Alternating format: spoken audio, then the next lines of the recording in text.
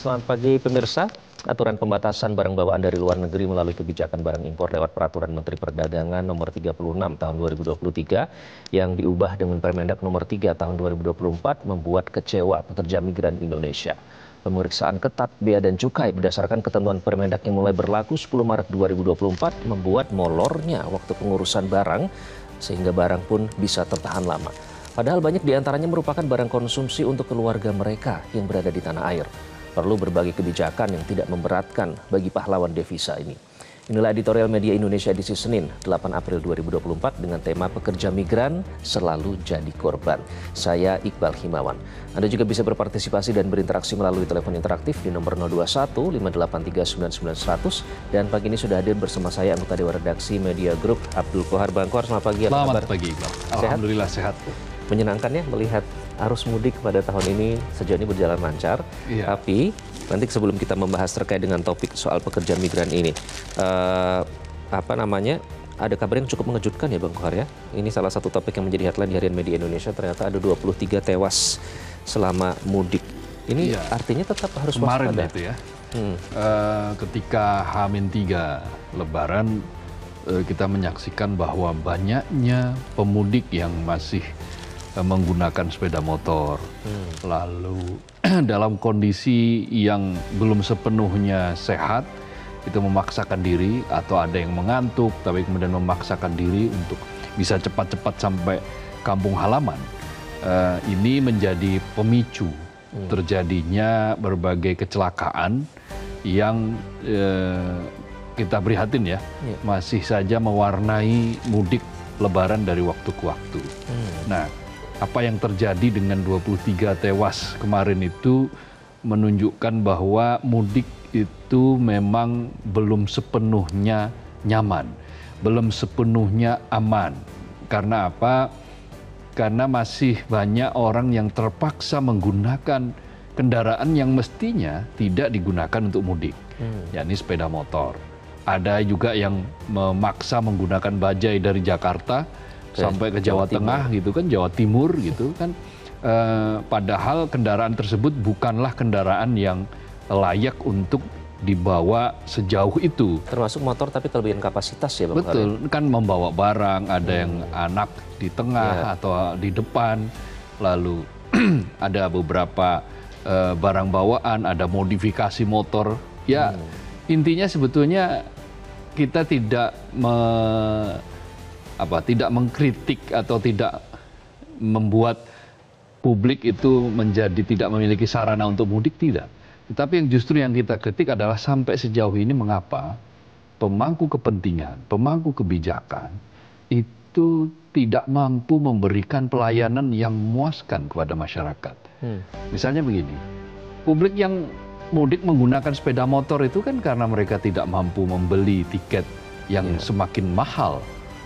Ada tiket, tetapi kemudian tiket itu harus berebut dengan perebutan yang tidak masuk akal gitu ya. Bahkan pesawat itu misalnya harganya sampai 2 kali lipat. Ada yang kenaikannya 30%, ada yang kenaikannya itu wajar, naik memang wajar, tetapi tiketnya sedikit, atau tiketnya tidak memadai untuk melayani semua pemudik. Jadi hal-hal semacam ini mesti dipikirkan karena mudik ini bagaimanapun akan terus berlangsung. Selama masyarakat kita masih mengais rezeki dari kota-kota, dari ibu kota, dari kota-kota besar, maka selama itu pula arus mudik itu pasti akan terjadi.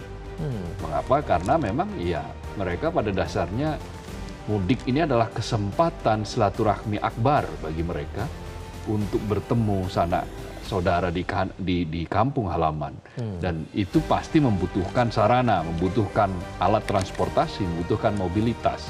Bayangkan 193 juta orang mudik dalam tahun ini, sebuah angka yang sangat besar, sangat fantastis. Bahkan ada yang menyamakan jumlah penduduk dari beberapa negara dijumlahkan jadi pasti. Itu jumlahnya masih kalah daripada pemudik gitu kan. Nah, ini kan sebuah tata kelola yang harus diperbaiki dari waktu ke waktu. Nah, sayangnya kita masih mendapati hari kemarin saja sudah 23 orang meninggal dunia. Semoga itu tidak terjadi lagi. Itu yang angka yang terakhir dan tidak bertambah. Dan bagi pemirsa yang ingin memantau layanan lalu lintas bisa ada di Media Indonesia hari ini ya, Bang Bohar ya. Di situ bisa dilihat semua, baik melalui e-paper maupun dicetak, ada semua jika ingin memantau layanan soal lalu lintas. Kemudian headline yang kedua ini, Lampaui Tegat batalkan kepentingan politik terkait dengan mutasi pejabat di daerah. Jadi ternyata memang sudah dikirimkan surat memastikan bahwa jangan sampai 6 bulan sebelum pemilihan kepala daerah ada mutasi. Itu sudah ada surat itu, jadi apa yang harus diperhatikan, Bang Bohar? Surat itu penting untuk dikeluarkan karena apa? Selama ini mutasi pejabat, mutasi penyelenggara negara di daerah-daerah itu dijadikan ajang sebagai tempat bagi mereka yang ingin maju lagi menjadi pilkada, itu sebagai sarana atau alat bagi mereka untuk negosiasi. Jadi kalau ada seseorang yang dikira dia tidak mendukung incumbent misalnya untuk maju lagi menjadi calon bupati, calon wali kota, maka ya siap-siaplah untuk dimutasi. Nah, hal-hal semacam ini kan kerap terjadi. Mutasi besar-besaran menjelang pilkada dengan maksud agar orang itu punya kekuatan, punya kaki yang luar biasa di birokrasi, sehingga mereka bisa efektif untuk menjalankan kampanye bagi kemenangan dia. Memastikan pelanggengan kekuasaan. Betul. Nah, itulah yang akhirnya dicegah dengan surat yang disampaikan oleh Mendagri, dan kita saksikan bahwa sekarang sudah 6 bulan menjelang pilkada. Dan karena itulah mengapa mutasi-mutasi ini kemudian terpaksa dibatalkan. Batal ya di beberapa daerah ya, Bang Bohar. Betul, karena apa? Karena sudah tidak sesuai di Sleman, di Palu, di beberapa tempat itu tidak lagi bisa dilaksanakan karena mereka melampaui tenggat. Kalau tetap memaksakan diri, maka ya tentu ada risiko-risiko, ada sanksi-sanksi yang harus siap diterima. Tetapi di luar itu, ini menunjukkan bahwa memang mutasi ini masih menjadi modus. Masih menjadi modus di daerah-daerah menjelang pilkada. Padahal sudah jelas hal-hal semacam ini mestinya tidak berlaku. Inilah sebenarnya etik ya, yang harus dijaga di mana-mana pun, di mana tempat, bahwa meraih kekuasaan itu jangan lagi menggunakan aspek-aspek yang terkait dengan birokrasi. Jangan menggunakan fasilitas negara, jangan menggunakan instrumen negara, termasuk di dalamnya juga pemerintahan daerah kan, untuk mencapai tujuan kekuasaan pribadi. Jadi karena itu kesadaran untuk tidak menggunakan instrumen negara itu menjadi sangat-sangat penting, dan itu yang diingatkan dengan surat edaran dari Kementerian Dalam Negeri itu. Dan karena pengawasannya juga sudah susah, sudah tidak ada KASN lagi ya. Jadi dari Kemendagri sendiri sedikit kesulitan untuk mengawasi proses mutasi di daerah ini. Ya, karena itu harus dipastikan bahwa surat itu berlangsung efektif dan Mendagri tidak boleh tawar-menawar lagi. Begitu ada daerah yang nekat, maka harus ada segera sanksi. Dan tidak tunggu laporan ya, harus jemput bola ya, Bang Bohar ya. Kemudian tadi atas pelanggengan kekuasaan, tapi juga ada soal kekhawatiran ada penyalahgunaan kekuasaan. Ini terkait dengan perpanjangan masa ininya kepala desa ya, dari 6 tahun menjadi 8 tahun. Ya, ada yang bilang, ini kita bicara tentang undang-undang desa sudah, tapi kemudian juga undang-undang MD3 itu juga ada potensi. Ada beberapa undang-undang yang ketika kita ingin memperbaikinya, tentu masalah utamanya adalah maksud dari revisi itu apa. Ya, kalau undang-undang desa kan sudah jelas bahwa di situ juga ada kaitannya dengan kekuasaan. Nah, begitu juga dengan revisi undang-undang MD3. Revisi undang-undang MD3 ini MPR, DPR, DPD, DPRD itu harus dipertanyakan apa tujuannya di revisi itu. Silakan saja merevisi, itu adalah hak dari DPR sebagai pembuat undang-undang, salah satu instrumen pembuat undang-undang.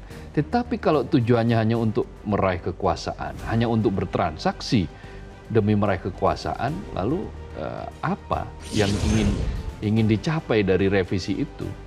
Ya, mengapa harus dilakukan revisi? Kan di dalam politik itu mereka yang menang itu punya hak untuk memperoleh posisi tertentu. Nah, di dalam pemilu ini kan sudah jelas pemenangnya adalah PDI Perjuangan. Jangan sampai peristiwa 2014 terulang kembali. Ketika waktu itu PDIP menang, tetapi karena mayoritas di parlemen itu diisi oleh mereka-mereka yang berlawanan ya dengan pemerintahan yang menang saat itu, maka segala sesuatu bisa terjadi dan itu dilakukan revisi demi untuk memenuhi hasrat berkuasa. Nah, apabila hal itu diulang lagi kali ini, maka tentu kita sangat-sangat memprihatinkan hal itu. Dan kita berharap agar hal-hal semacam ini tidak terjadi, bahwa politik transaksional lebih dikedepankan ketimbang upaya kita untuk menegakkan martabat demokrasi di negeri ini. Rakyat sudah sangat cerdas, rakyat sudah tahu bahwa ya siapa yang menang ya dia yang berhak untuk menjadi pimpinan dan seterusnya sampai pada pemenang kelima. Jadi jangan direvisi hanya untuk bagi-bagi jatah kursi, sambil menambah aturan-aturan yang dapat memperkuat kemewahan dari jabatan anggota DPR itu sendiri. Tadi Bang Kohar bilang rakyat sudah cerdas ya, karena memang mereka juga selalu mengawasi kinerja para wakil rakyat ya, Bang Kohar ya. Oke, sekarang kita akan membahas topik utama yang kita angkat dalam media Indonesia kali ini adalah pekerja migran selalu jadi korban. Ini buntut dari Permendak yang membatasi barang yang masuk. Ya, kita sudah pernah membahas ini di forum ini, forum editorial. Ketika itu masih belum terlihat dampak kan secara masif. Betul, kekhawatiran waktu itu baru pada protes masyarakat yang melancong ya ke luar negeri lalu pulang dengan membawa barang begitu kan. Mereka menyampaikan keluh kesahnya di Twitter, di media sosial. Waktu itu kita membahas bahwa pembatasan ini membuat mereka terkaget-kaget karena tidak ada sosialisasi. Nah, sekarang dampak yang sangat masif mulai terlihat dan itu mengenai mereka yang salah sasaran, yaitu pekerja migran Indonesia yang di dalam di dalam nomenklatur di Republik kita ini, pekerja migran Indonesia itu memberikan pendapatan cadangan devisa negara itu nomor 2 setelah migas. Bayangkan juga penghasil devisa negara dengan jumlah devisa negara yang dihasilkan 160 sampai 170 triliun per tahun. Lalu mereka pulang atau mereka mengirimkan barang untuk sanak familinya menjelang lebaran di kampung. Tapi kemudian barang itu tidak sampai. Sebagian besar barang itu tidak sampai, hanya sebagian kecil yang sampai. Atau bahkan mereka yang tidak bisa pulang ya? Atau bahkan mereka tidak bisa pulang yang mengirim sebagai oleh-oleh, tapi ternyata kemudian barangnya ditahan gitu ya. Nah, mengapa? Karena ada peraturan Menteri Perdagangan yang baru yang membatasi barang impor masuk. Sebuah pembatasan yang diniatkan untuk mengurangi impor atau impor ilegal, tetapi faktanya yang menjadi korban adalah mereka-mereka yang sebetulnya bukan bermaksud untuk menilap pajak atau bermaksud untuk mendatangkan barang ilegal, bukan. Mereka ini pekerja migran yang bertahun-tahun mengumpulkan sedikit demi sedikit atau berbulan-bulan menabung sedikit demi sedikit untuk memberikan oleh-oleh barang untuk keluarganya. Di kampung halaman. Bahkan sebagian barang itu adalah barang konsumsi.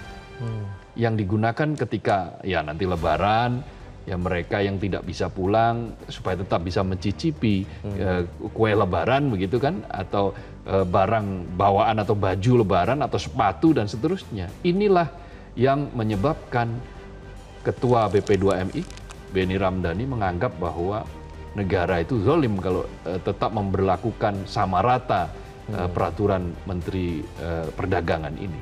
Oke, baik. Jadi itu yang akan kita bahas pada pagi hari ini. Nanti kita akan undang juga, kita akan berbincang bersama narasumber dan para penelpon melalui sambungan telepon. Kita saksikan bersama, pekerja migran selalu jadi korban.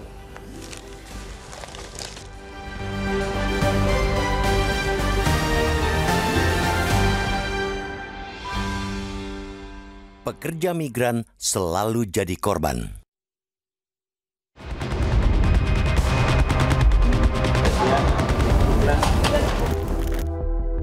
Penataan kembali kebijakan barang impor lewat Peraturan Menteri Perdagangan atau Permendak nomor 36 tahun 2023 sebagaimana telah diubah dengan Permendak nomor 3 tahun 2024 kembali memakan korban.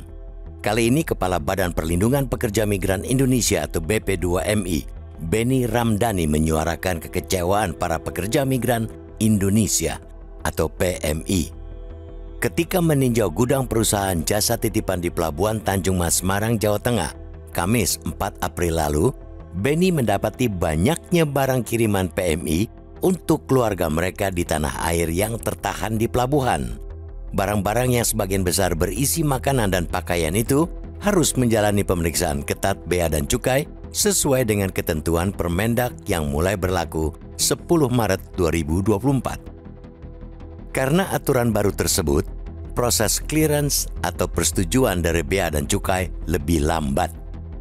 Apalagi jumlah barang kiriman PMI membludak, hal yang memang biasa terjadi menjelang Hari Raya Idul Fitri.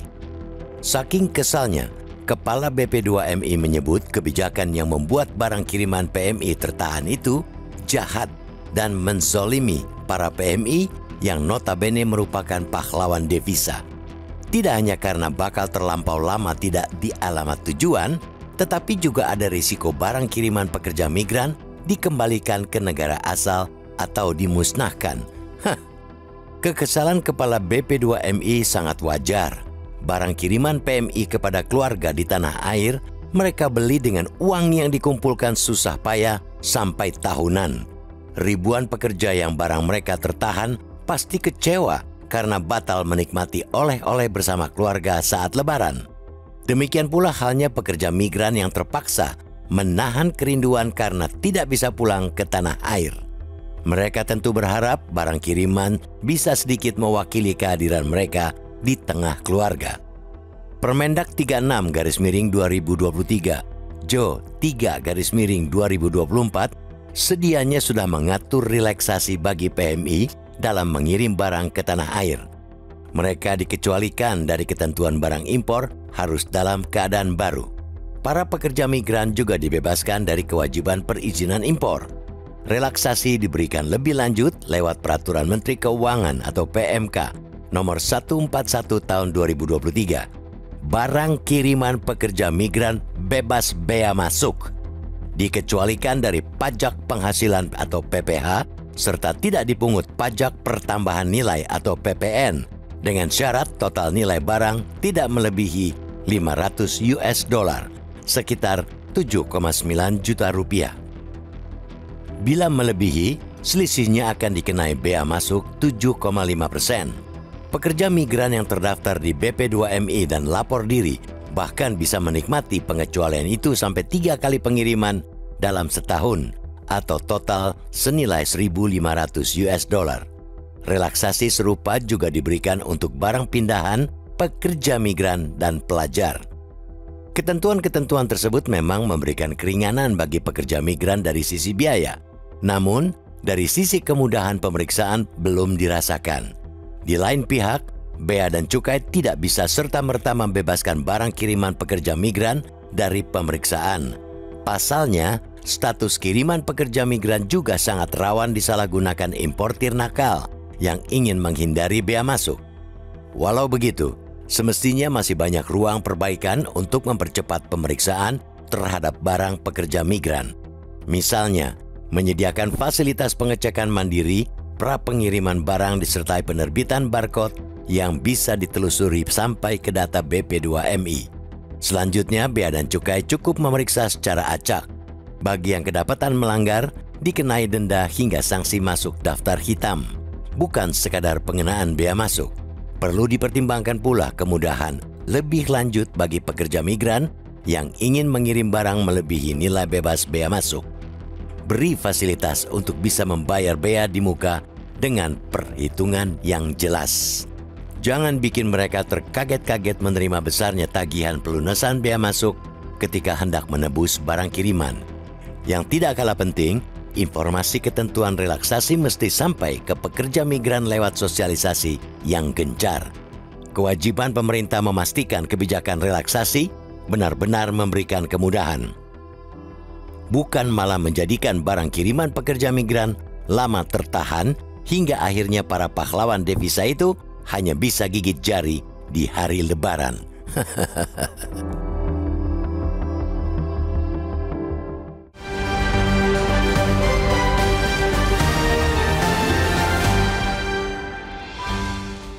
Pekerja migran selalu jadi korban, itulah yang menjadi topik dalam editorial media Indonesia kali ini, dan kami nanti akan undang Anda untuk berpartisipasi melalui telepon di nomor 0215839900. Editorial akan kembali usai jeda, tetaplah bersama kami.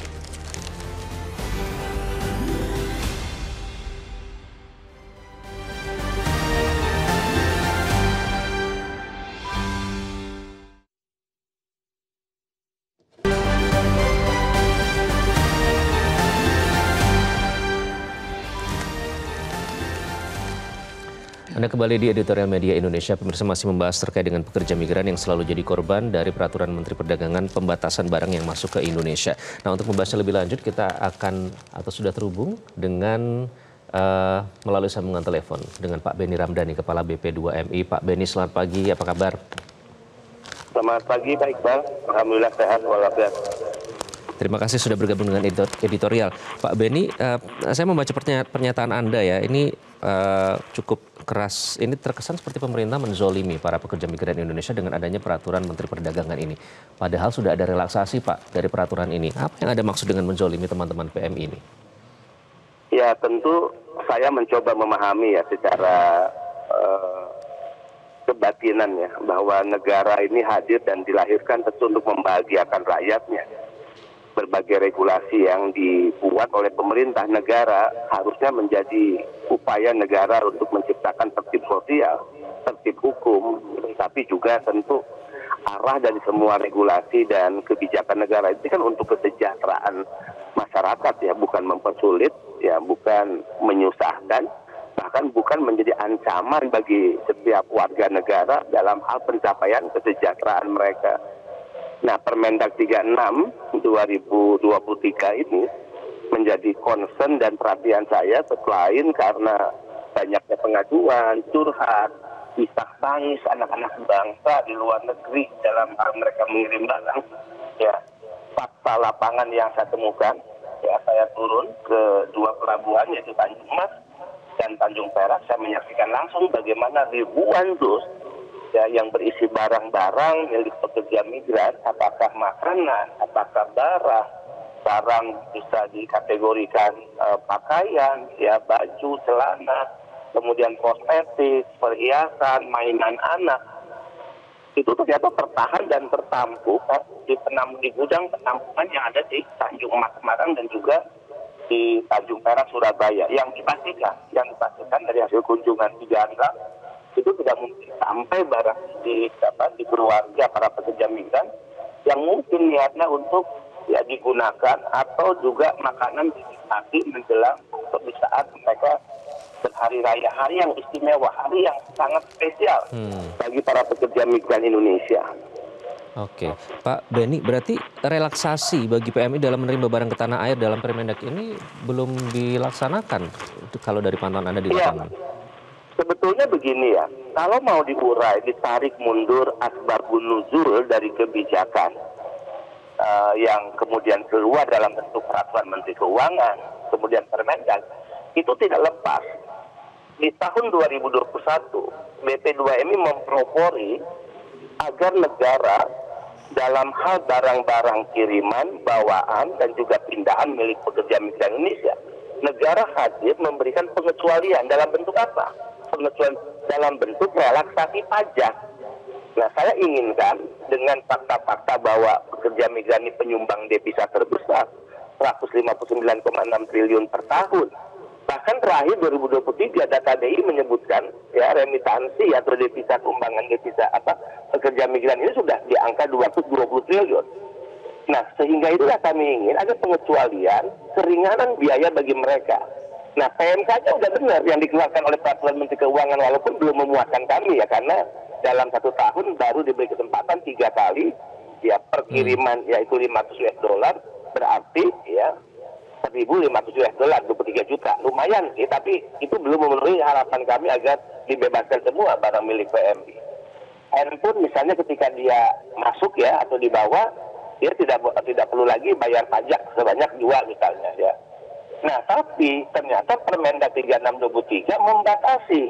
Di satu sisi dia menyatakan ada pembebasan biaya ya untuk barang-barang dan jenis tertentu serta jumlah, tapi di luar itu dia tidak boleh membawa barang lebih. Apa yang terjadi dengan peraturan itu? Ya, pertama, barang itu akan dikembalikan kepada pengirim, kepada PMI kita di luar negeri. Kedua, maka akan dimusnahkan. Ini yang kemudian saya katakan naif, ya, anak-anak bangsa yang menabung dengan jerih payah mereka, darah keringat mereka bekerja bertahun-tahun hanya untuk mereka membahagiakan anak, istri, suami, keluarga, ibu, bapaknya, kemudian membeli barang ya dari luar negeri, dan itu tidak banyak yang dibeli yang baru katakan. Kemudian juga barang-barang bekas, kadang pemberian dari majikan, pemberi kerja atau yang sudah mereka gunakan itu dikirimkan, dan ya harus menghadapi konsekuensi dikembalikan yang itu tidak mudah, berbiaya tinggi, pasti ya harus membayar lagi di PMI atau dimusnahkan. Ini yang kemudian, Pak Beni, ya, bukankah data yang dimiliki oleh BP2MI ini bisa digunakan oleh pihak Bea Cukai untuk membedakan barang yang dikirimkan oleh PMI, Pak? Nah, betul. Karena pembatasan, karena tidak boleh lebih kecuali yang sudah diatur oleh Permendak, misalnya sepatu alas kaki hanya dibolehkan 2, Pak Iqbal. Jadi jika dia lebih, dia dikembalikan atau dimusnahkan. Kemudian baju, ya, dia hanya bisa membawa 15 pieces. Kalau lebih dikembalikan atau dimusnahkan, ya, demikian juga alat elektronik dan sebagainya. Nah, ini satu yang saya katakan dolim.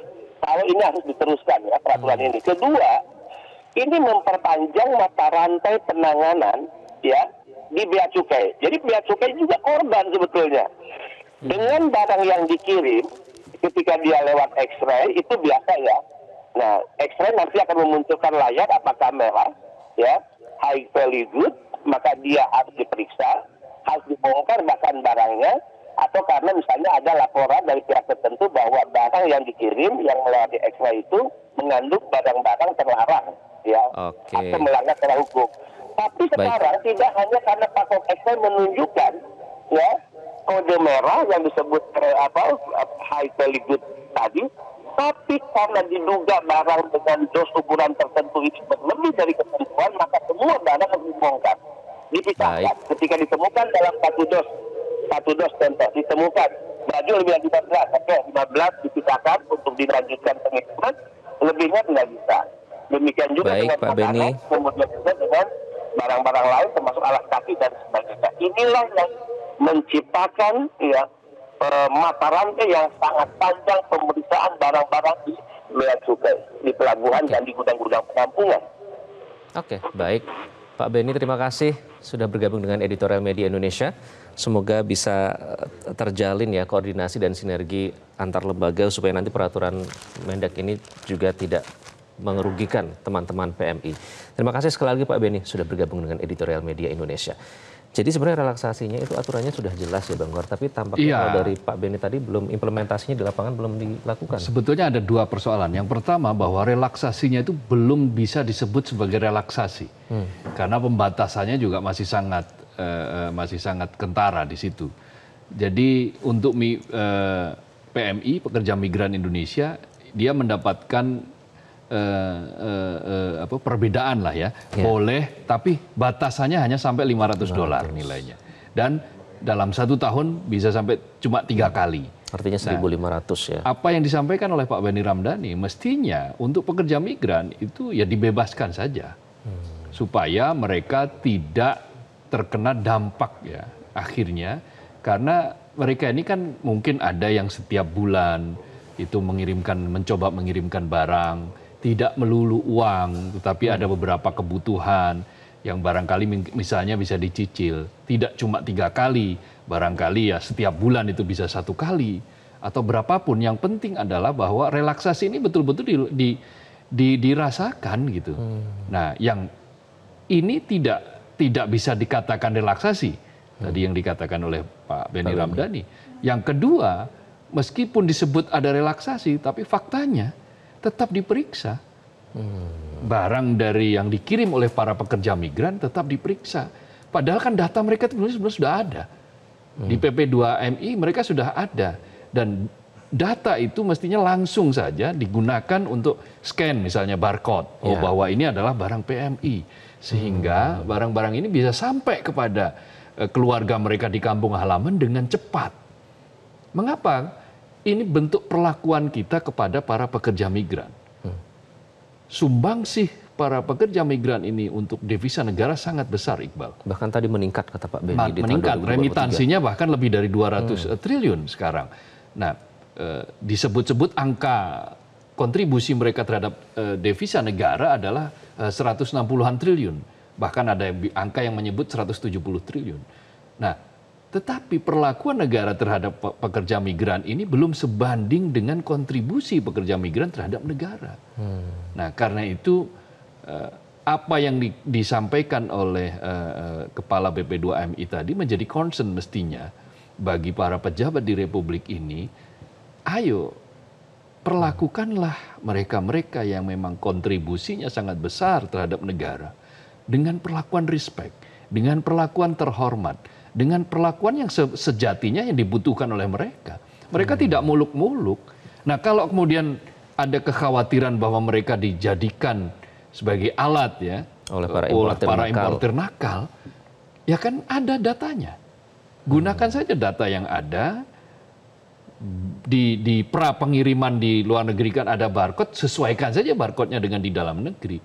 Sudah banyak teknologi yang bisa mengendus hal-hal semacam itu, yang tidak perlu lagi dengan cara-cara yang membuat kesal ya, pekerja migran Indonesia kesal, bahkan sedih, marah gitu kan, karena barang yang mestinya bisa dinikmati oleh keluarga mereka di kampung halaman bisa terkirim dengan cepat, nyatanya masih tertahan di gudang dan ada risiko untuk dimusnahkan atau risiko dikembalikan ke negara asal. Dan ini adalah ya bisa dikatakan sebuah tragedi bagi para pekerja migran kita. Pak Beni juga bilang tadi sebenarnya sudah dicoba untuk dorong soal itu sejak tahun 2021 ya, Bang Bahar. Iya betul, tetapi memang kenyataannya, faktanya hal itu belum terrealisasi sampai saat ini.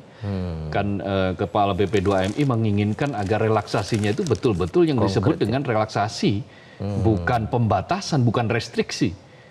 Jadi pekerja migran Indonesia itu memberikan kontribusi yang besar, tetapi yang mereka hadapi, mereka dapat adalah restriksi, bukan relaksasi.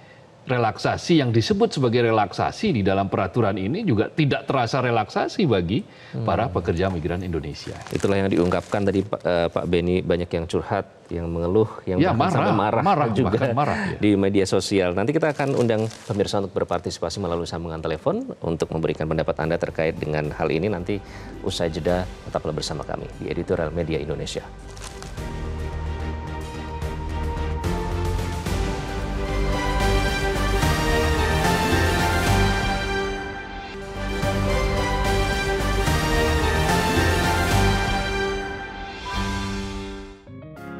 Media Indonesia mengajak Anda untuk mengakses fitur premium e-paper. Dengan sajian konten berbasis intelektual dan meneguhkan kebangsaan, Media Indonesia tampil dengan lebih dinamis melalui e-paper Media Indonesia yang dapat Anda akses kapan saja, di mana saja. Caranya mudah, download aplikasi Media Indonesia di Android atau ketik link e-paper.mediaindonesia.com atau bisa scan QR Code pada layar kaca Anda.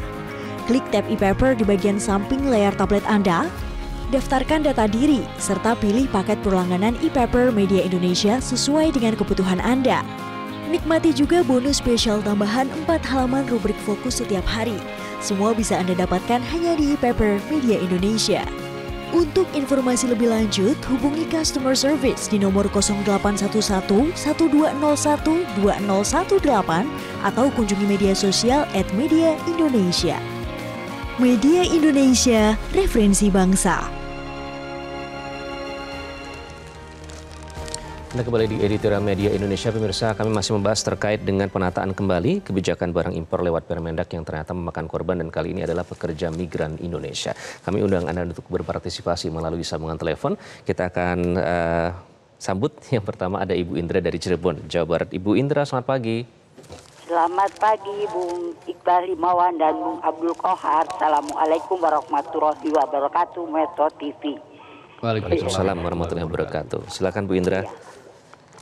Pekerja migran selalu jadi korban. Itu setelah ada pekerja migran. Nah, kalau kita mau jujur lihat semua aturan yang dikeluarkan itu, mana sih yang tidak dipakai oleh para pencari celah-celah itu untuk mencari keuntungan? Dulu sebelum ada pekerja migran juga kan, para pelancong yang the have itu kalau dari luar itu bawa oleh-oleh, waduh, mampang mumpung, tapi tidak jadi pembicaraan. Nah, iya, sampai pun lampu kristal Italia yang indah-indah itu, Bung Iqbal. Nah, sekarang setelah banyak pekerja migran yang lalu membawa kiriman sekedar baju dan sepatu untuk keluarga di kampung, nah ini jadi masalah. Andai kata ini dicabut pun, Bung Iqbal, tetap si para pelancong itu yang bisa cari celah-celah untuk mengambil keuntungan dari ini. Para migrannya sih nggak tahu apa-apa, nurut aja begitu. Iya kan. Baik, Bu Indra. Terima kasih. Terima kasih, Bu Indra dari Cirebon, Jawa Barat. Kemudian ada Pak Sukarwan dari Temanggung, Jawa Tengah. Pak Sukarwan, selamat pagi. Pagi, Metro TV. Ya, silakan Pak. Bagaimana memandang penataan kembali kebijakan barang impor ini terhadap efeknya terhadap PMI? Gini, pekerja migran itu kan sejak dulu kala, sejak zaman Orde Baru sudah banyak TKI kerja di luar negeri. Itu kan penyumbang devisa juga ya. Kalau nggak salah tuh devisa ranking kedua setelah migas. Jadi sangat signifikan pengaruhnya terhadap peredaran uang di dalam negeri. Terus yang kedua, inilah lagi-lagi kalau seorang ketua partai dijadikan menteri, dalam hal ini saya soroti Pak Zulkifli Hasan, Menteri Perdagangan. Kalau ketua partai itu tidak tahu banyak tentang seluk-beluk perdagangan, jadikan Menteri Perdagangan. 32 tahun Pak Harto berkuasa belum ada kamus ketua partai jadi menteri, itu belum ada kamus. Menteri itu pasti dari akademisi yang benar-benar menguasai bidangnya secara profesional. Soal kinerjanya bagaimana Pak secara profesional? Ya kinerjanya ya ini, seorang ketua partai itu kan ngurusi partai, kok ngurusi perdagangan ya jelas. Saya AHY saja itu ketua partai, dijadikan menteri apa, agraria, saya masih tanda tanya itu. Kalau fokus terhadap Permendak ini Pak, kebijakan barang impor Pak.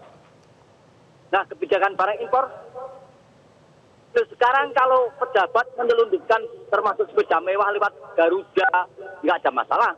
Sekarang seorang migran, ribuan migran ngirim barang untuk keluarganya di Indonesia, kok ditahan-tahan. Sementara yang menanti-nanti setengah mati, bahkan nanti resikonya dikembalikan ke luar negeri lagi, apa itu nggak mendolimi. Jadi justru ada tebang pilih ya Pak dari pelaksanaan Permendak ini ya? Jelas, makanya saya pesan Pak Prabowo dan Gibran kalau memang dilantik, nyari menteri itu hindari ketua partai, benar-benar cari di universitas. Sudah kami tangkap Pak, terima kasih poinnya. Sudah kami tangkap Pak Sukarwan dari Temanggung, Jawa Tengah. Kemudian ada Pak Tasrik Usman dari Banjarmasin, Kalimantan Selatan. Pak Tasrik Usman, selamat pagi. Selamat pagi Mas Iqbal, selamat pagi Bang Fahar. Assalamualaikum warahmatullahi wabarakatuh. Waalaikumsalam warahmatullahi wabarakatuh. Silakan Pak Tasrik Usman. Baik, pekerja migran selalu menjadi korban. Menurut hemat saya, Permendak nomor 3 tahun 2024 ini cocok untuk para importir, bukan untuk para pekerja migran. Karena kita harus paham bahwa teman-teman yang menjadi pekerja migran Indonesia ini penyumbang devisa, kalau tidak salah hampir 170 triliun per tahun. Jadi harus kita hargai pekerja migran ini, dan mereka meninggalkan sanak keluarganya bertahun-tahun. Kalaupun ada barang yang mereka kirim, itu kan setelah diperiksa di imigrasi, itu tidak lain cuma pakaian.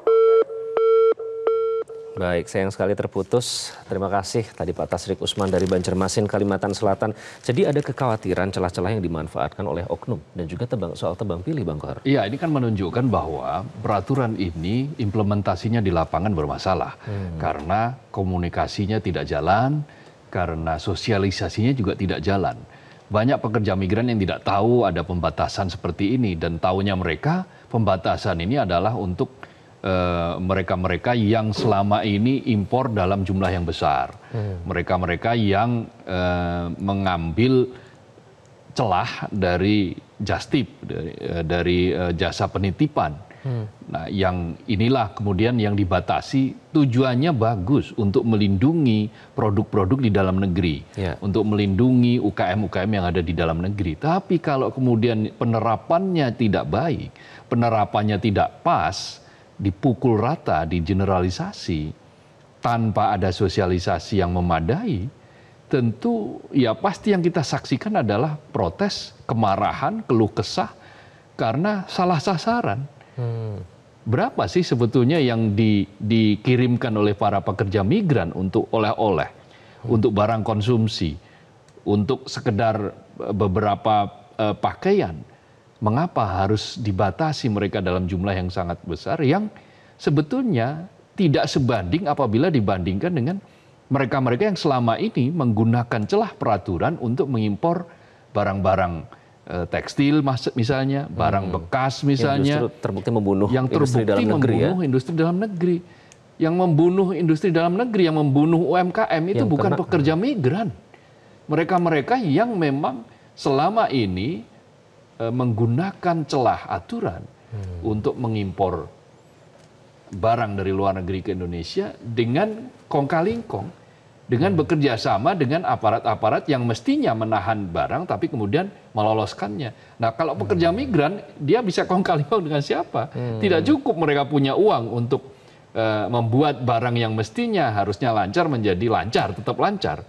Nah, kalau selama model-model seperti ini terus-menerus diberlakukan, maka ketidakadilan itu akan selalu dirasakan oleh para pekerja migran. Praktek-praktek seperti itu, Bang Kohar, yang membuat kekhawatiran soal tadi menyebut ini ada tebang pilih kalau misalnya pejabat bawa barang banyak nanti dibiarkan lolos saja. Artinya karena masih ada keberadaan yang seperti itu. Iya, mestinya kan ini peraturan kan memang baru kan, baru diberlakukan tanggal 10 Maret kemarin, baru 1 bulan, hampir 1 bulan.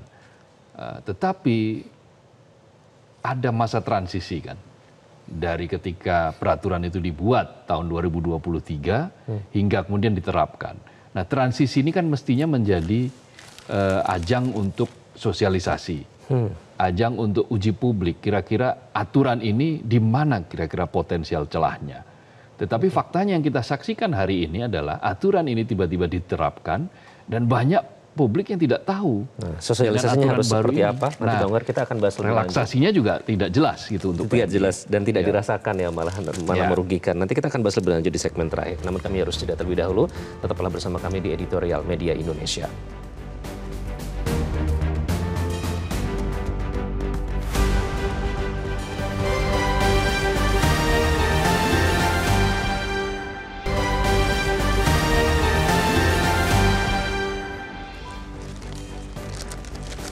Anda kembali di Editorial Media Indonesia, Bang Kohar. Jadi apa yang harus diperhatikan kalau bisa dirubah? Karena ini memang tadi baru dinyatakan baru sebulan ya peraturannya, supaya tidak terzolimi para pekerja migran di Indonesia ini. Kalau ternyata bahwa peraturan ini merugikan pekerja migran, maka sebaiknya peraturan ini dianulir untuk pekerja migran. Untuk pekerja migran harus ada pengecualian. Pengecualian yang dikehendaki oleh tadi yang disampaikan oleh Kepala Badan Perlindungan Pekerja Migran Indonesia, Benny Ramdhani, adalah ya supaya aturan ini tidak menyasar, tidak perlu menyasar pekerja migran. Karena pekerja migran itu bukan importir. Pekerja migran itu bukan businessman atau bukan businesswoman. Mereka ini adalah yang memang tertatih-tatih, berusaha sekuat tenaga, penuh pengorbanan, meninggalkan keluarga mereka di kampung halaman dengan tujuan untuk mengumpulkan uang, untuk mencari penghidupan yang lebih baik, karena di dalam negeri mereka tidak mendapatkan penghidupan yang baik. Ada 4,8 juta pekerja migran dari Indonesia. yang terpaksa mereka harus mengais rezeki di luar negeri. Nah, ada hal-hal emosional yang harus kita punya empati kepada mereka, yaitu apa? Ya mereka ingin selalu terikat dengan keluarganya. Mereka sudah 3 tahun misalnya meninggalkan kampung halaman, meninggalkan keluarga. Nah, dalam waktu 3 tahun ini ingin memberikan oleh-oleh, ingin memberikan hadiah supaya ketidakhadiran para pekerja migran ke kampung halaman selama 3 tahun itu terobati, katakanlah seperti itu. Nah, uang dikumpulkan, begitu uang sudah terkumpul dibelikanlah itu barang, baik itu barang dipakai maupun untuk konsumsi. Tetapi nyatanya begitu sampai di tanah air, barang itu ditahan. Barang itu tidak sampai kepada keluarga masing-masing. Inilah yang menyebabkan para pekerja migran ini berteriak. Mereka marah, mereka bingung, mereka merasa kami ini diperlakukan seperti apa. Bahwa kami ini setiap tahun berkontribusi terhadap devisa negara dalam jumlah yang sangat besar. Nomor 2, jangan-jangan sekarang sudah nomor 1. Karena migas kita kan sedang turun. Nah, kontribusi pekerja migran terhadap devisa negara ini sangat besar. 159,6 triliun kata mereka selalu patuh melaksanakan kewajiban mereka untuk negara ya. Iya jelas, karena remitansinya kan sudah jelas. Mereka remitansi pengiriman uang ke dalam negeri juga sudah terdata. Dan jumlahnya 200 triliun lebih tahun 2023 kemarin. Ini artinya perlakuan negara terhadap para pekerja migran itu belum sebanding dengan kontribusi pekerja migran terhadap negara.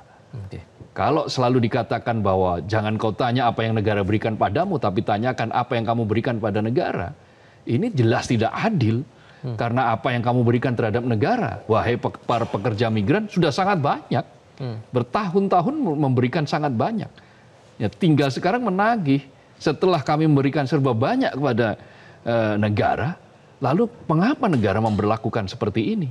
Sehingga intinya adalah bahwa ya kalau memang ini berdampak sangat buruk terhadap pekerja migran, ya kecualikan peraturan ini untuk mereka-mereka yang memang nakal ya, untuk mereka-mereka yang memang importir yang bisnis yang selalu mencari celah bagi mereka untuk mendatangkan barang-barang secara ilegal ke dalam negeri. Jangan pekerja migran. Tidak dianulir sama sekali. Dari untuk mereka yang pembatasan impor tetap berlaku, tetapi untuk para pekerja migran, ya mestinya dikecualikan.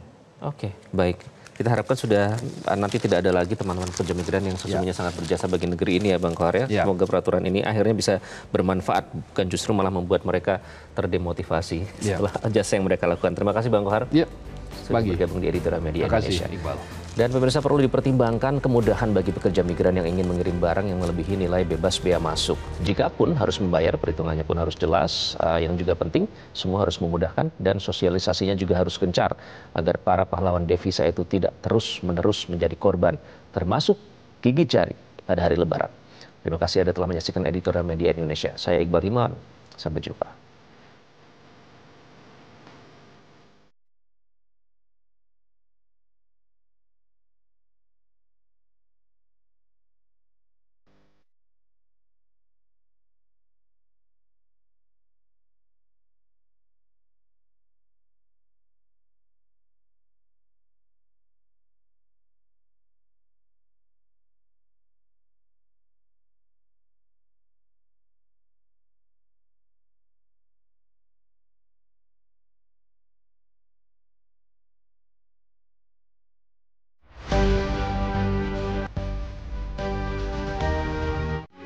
Metro TV